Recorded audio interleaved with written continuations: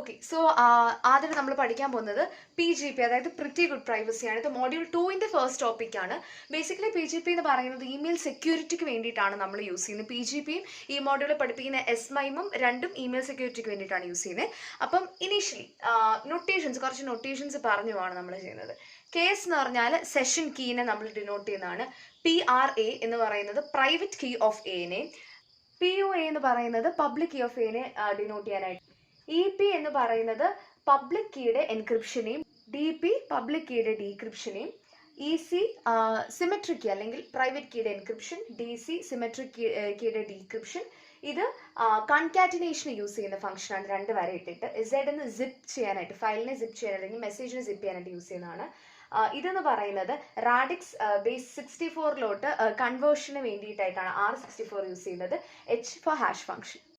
Okay, ഇനി ഇപ്പോൾ അടുത്തത് ഓപ്പറേഷണൽ ഡിസ്ക്രിപ്ഷൻ ആണ് നമ്മൾ പഠിക്കാൻ പോകുന്നത്. PGPയുടെ 5 ഓപ്പറേഷണൽ ഡിസ്ക്രിപ്ഷൻ ആണ് നമുക്കുള്ളത്. അപ്പം ആദ്യത്തെ 2 ഡയഗ്രാംസ് വെച്ച് എക്സ്പ്ലെയിൻ ചെയ്ത്, ബാക്കി 3 ജസ്റ്റ് ഒരു 2-3 ലൈൻസിന്റെ ഒരു നോളേജ് മതി, ബാക്കി നമുക്ക് എഴുതാൻ പറ്റുന്നതേ ഉള്ളൂ. അപ്പോൾ ആദ്യത്തെ ഒത്തന്റിക്കേഷൻ. നമുക്കറിയാം ഒത്തന്റിക്കേഷൻ എന്ന് പറഞ്ഞാൽ എന്താണ്. നമ്മൾ സെൻഡ് ടു റിസീവർ. അപ്പോൾ ഈ കേസിൽ A to B നമ്മൾ മെസ്സേജ് അയക്കുകയാണ്. A to B മെസ്സേജ് അയക്കുമ്പോഴത്തേക്ക് Aന്ന് വന്ന മെസ്സേജ് തന്നെയാണോ Bയിൽ കിട്ടിയേ എന്ന് കൺഫേം ചെയ്യുന്നൊരു പരിപാടിയാണ് ഒത്തന്റിക്കേഷൻ എന്ന് പറയുന്നത്. ഈ ഒരു ഡയഗ്രാം പഠിച്ചു വെക്കേണ്ട ആവശ്യമില്ല, ജസ്റ്റ് ആ ഒരു പ്രൊസീജിയർ പറയാനായിട്ട് എടുത്തതേ ഉള്ളൂ. ഇതിനകത്ത് നമ്മൾ അഗൈൻ PGPയുടെ മെസ്സേജ് ജനറേഷനും റിസീവിംഗ് ഒക്കെ വരുമ്പോഴത്തേനും ഈ ഒരു സെയിം ഇത് പറഞ്ഞു പോകുന്നുണ്ട്. മെസ്സേജിനെ നമ്മൾ ആ മെസ്സേജിന്റെ ഒരു ഡൈജസ്റ്റ് എടുത്തിട്ട് ഹാഷ് കോഡ് ജനറേറ്റ് ചെയ്യും. ആ ഹാഷ് കോഡ് എന്ന് പറയുന്നത് SHA1 യൂസ് ചെയ്തിട്ടാണ്, അൽഗോരിതം 1 യൂസ് ചെയ്തിട്ടാണ് ചെയ്യുന്നത്. 160 ബിറ്റിന്റെ ആണ് കിട്ടുന്നത്. അതിനെ നമ്മൾ പ്രൈവറ്റ് കീ യൂസ് ചെയ്ത് എൻക്രിപ്റ്റ് ചെയ്യും. RSA അൽഗോരിതം അതിനകത്ത് യൂസ് ചെയ്യും എൻക്രിപ്ഷന് വേണ്ടിയിട്ട്. ഈ ഒരു മെസ്സേജ് ഡൈജസ്റ്റും മെസ്സേജിനെയും കൂടെ നമ്മൾ കൺകാറ്റിനേറ്റ് ചെയ്തിട്ടാണ് നമ്മൾ സെൻഡറിൽ നിന്ന് റിസീവറിലോട്ട് കൊടുക്കുന്നത്. ഈ ഒരു റിസീവർ ചെല്ലുമ്പോഴത്തേക്കും ഈ ഒരു മെസ്സേജ്, നമ്മുടെ എൻക്രിപ്റ്റ് ചെയ്ത മെസ്സേജ് ഹാഷ് ഫംഗ്ഷൻ യൂസ് ചെയ്തിട്ട് നമുക്കൊരു ഹാഷ് കോഡ് ഇവിടെ ജനറേറ്റ് ചെയ്യും. അതിന്റെ കൂട്ടത്തിൽ തന്നെ നമ്മൾ ഓൾറെഡി ഇവിടെ ഹാഷ് ചെയ്ത് നമുക്കൊരു പാർട്ട് ഉണ്ടല്ലോ, അതിനെ ഇവിടെ ഡീക്രിപ്റ്റ് ചെയ്തു, ഇവിടെ എൻക്രിപ്റ്റ് ചെയ്തു. അപ്പോൾ അതുകൊണ്ട് ഇവിടെ ഡീക്രിപ്റ്റ് ചെയ്തിട്ട് നമുക്ക് ചെയ്യാൻ ആ ഒരു ഹാഷ് കോഡ് കിട്ടും. ഈ 2 ഹാഷ് കോഡും കൂടെ കമ്പയർ ചെയ്ത് ഈ രണ്ടും ഓക്കെ ആണ് എന്നുണ്ടെങ്കിൽ, സെയിം ആണെന്നുണ്ടെങ്കിൽ it is authenticated, which means that സെൻഡറിൽ നിന്ന് റിസീവറിലോട്ട് മെസ്സേജ് സെൻഡ് ചെയ്യുമ്പോഴത്തേനും ഒരു ഹാഷിംഗ് ഫംഗ്ഷൻ യൂസ് ചെയ്ത് എൻക്രിപ്റ്റ് ചെയ്ത് നമ്മൾ റിസീവർക്ക് കൊടുക്കുന്നു. റിസീവറിൽ ഡീക്രിപ്റ്റ് ചെയ്ത് ആ ഹാഷ് കോഡുകളും പിന്നെ മെസ്സേജിനെ ഹാഷ് കോഡ് ആക്കിയിട്ട് കമ്പയർ ചെയ്യുന്നു. 2 സെയിം ആണെന്നുണ്ടെങ്കിൽ ഇറ്റ് ഈസ് ഒത്തന്റിക്കേറ്റഡ്. ഓക്കെ, ഇനി സെക്കൻഡ് ഓപ്പറേഷണൽ ഡിസ്ക്രിപ്ഷൻ എന്ന് പറയുന്നത് കോൺഫിഡൻഷ്യാലിറ്റി ആണ്, വിച്ച് മീൻസ് ദാറ്റ് ഞാൻ A to B ഇപ്പോൾ ഒരു മെസ്സേജ് അയക്കുവാണെന്നുണ്ടെങ്കിൽ അത് വേറൊരാൾ ഇന്റർപ്രറ്റ് ചെയ്യാനായിട്ട് പാടില്ല. ആ മെസ്സേജ് കോൺഫിഡൻഷ്യൽ ആയിരിക്കണം, അതായത് known to only A and B. ഇതെന്ന് പറയുന്നത് ഒരു ഡയഗ്രാം ആയിട്ട് ജസ്റ്റ് ഫോർ അണ്ടർസ്റ്റാൻഡിങ്ങിന് വേണ്ടിയിട്ടാണ്. ഇത് ഇതുപോലെ റീപ്രൊഡ്യൂസ് ചെയ്യരുത്, അല്ലെങ്കിൽ ചെയ്യേണ്ട ആവശ്യമില്ല, ജസ്റ്റ് ഫോർ അണ്ടർസ്റ്റാൻഡിങ് ആണ്. ഓക്കെ, സോ നമുക്കൊരു മെസ്സേജ് ഉണ്ട്. ആ മെസ്സേജിനെ നമ്മൾ എൻക്രിപ്റ്റ് ചെയ്യുവാണ് യൂസിങ് എന്നതാ കാസ്റ്റ് 128 അൽഗോരിതം യൂസ് ചെയ്തിട്ട് നമ്മൾ ഇതിനെ എൻക്രിപ്റ്റ് ചെയ്യണം. അലോങ് വിത്ത് ദാറ്റ് നമുക്കൊരു സെഷൻ കീ ഉണ്ട് ഇവിടെ. ഈ സെഷൻ കീനെ നമ്മൾ റാൻഡം നമ്പർ ജനറേറ്റർ യൂസ് ചെയ്തിട്ടാണ് ജനറേറ്റ് ചെയ്യുന്നത്, ആൻഡ് ദാറ്റ് ഇസ് 128 ബിറ്റ്സ്.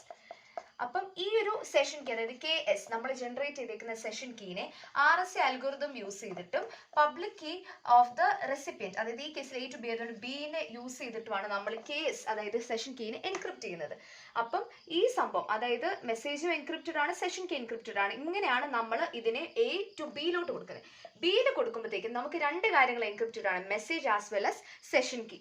ഇനി ഈ സെഷൻ കീനെ ഡീക്രിപ്റ്റ് ചെയ്യാനായിട്ട് നമ്മൾ again RSA അൽഗോരിതം ആണ് യൂസ് ചെയ്യുന്നത്, ആൻഡ് പ്രൈവറ്റ് കീ ആണ് യൂസ് ചെയ്യുന്നത്. ഇവിടെ പബ്ലിക് കീ, ഇവിടെ പ്രൈവറ്റ് കീ. ഈ സെഷൻ കീനെ നമ്മൾ ഡീക്രിപ്റ്റ് ചെയ്ത് കഴിഞ്ഞിട്ട് അതേ സെഷൻ കീ യൂസ് ചെയ്തിട്ടാണ് നമ്മൾ മെസ്സേജിനെ ഡീക്രിപ്റ്റ് ചെയ്യുന്നത്. ഇവിടെ സെഷൻ കീ യൂസ് ചെയ്ത് കാസ് 128 വെച്ചിട്ട് മെസ്സേജിനെ എൻക്രിപ്റ്റ് ചെയ്യുന്നു. ഇവിടെ അതേ സെഷൻ കീനെ യൂസ് ചെയ്ത് മെസ്സേജിനെ ഡീക്രിപ്റ്റ് ചെയ്യുന്നു. സോ അതാണ് കോൺഫിഡൻഷ്യാലിറ്റി.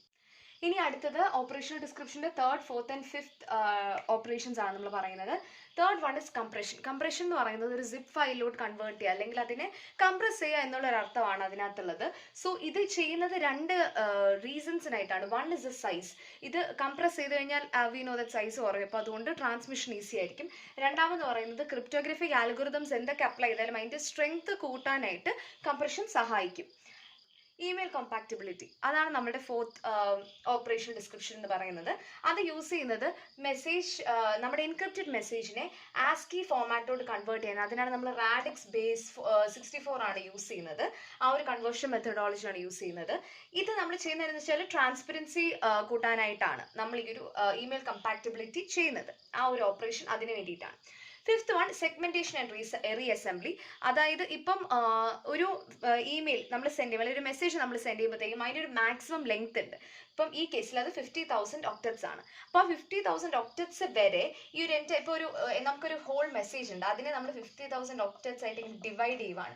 അപ്പം അതിന് ആ ഒരു പ്രോസസ്സിനെ സെഗ്മെന്റേഷനും ഇത് റിസീവറിന്റെ എൻഡിൽ എത്തിക്കഴിഞ്ഞിട്ട് ഓരോ ഒക്ടറ്റ്സിനെ അല്ലെങ്കിൽ ഓരോ സെക്ഷൻസിനെ ഓരോ സെഗ്മെന്റ്സിനെ നമ്മൾ കൂട്ടി യോജിപ്പിക്കുന്നതിന് റീഅസംബ്ലി എന്നും പറയും. So that is all about operational description.